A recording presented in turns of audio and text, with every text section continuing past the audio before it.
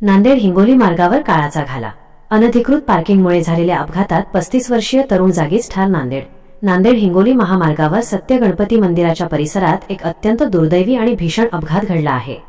रस्त्याकडेला उभ्या असलेल्या एका ट्रकला मोटरसायकलने धडक दिल्याने झालेल्या या अपघातात 35 वर्षीय तरुण जागीच ठार झाला आहे.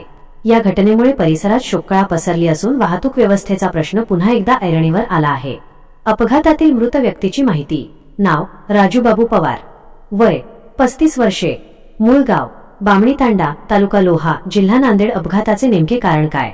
स्थानिक नागरिकांच्या म्हणण्यानुसार महामार्गालगत असलेल्या हॉटेल्स आणि धाब्यांवर येणाऱ्या वाहनांसाठी हक्काची पार्किंगची कोणतीही व्यवस्था नाही.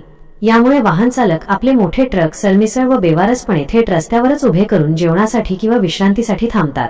याच बेशिस्त आणि अनधिकृत पार्किंगमुळे निर्माण झालेल्या तीव्र वाहतूक कोंडीतून ट्रॅफिक हा भीषण अपघात ओढवला आहे. नागरिकांचा संतप्त सवाल, याला जबाबदार कोण? या दुर्घटनेनंतर परिसरातील नागरिकांमध्ये आणि वाहन चालकांमध्ये तीव्र संताप व्यक्त होत आहे. रस्त्यावर बेकायदेशीरपणे उभ्या राहणाऱ्या जड वाहनांमुळे निष्पाप लोकांचे जीव जात आहेत. याला नेमके जबाबदार कोण? वारंवार होणाऱ्या या अपघातांकडे प्रशासन कधी डोळे उघडून पाहणार का, असा सवाल संतप्त नागरिकांमधून विचारला जात आहे. प्रशासनाने तातडीने या मार्गावरील अनधिकृत पार्किंगवर कठोर कारवाई करावी अशी मागणी जोर धरत आहे. वृत्त संकलन आणि सहभाग. घटनास्थळ उपस्थित प्रतिनिधी तुकाराम जोगदंड आणि माधव पाटील शेलगावकर. K1 news Maharashtra Loha. प्रतिनिधी तुकाराम हरिहर जोगदंड.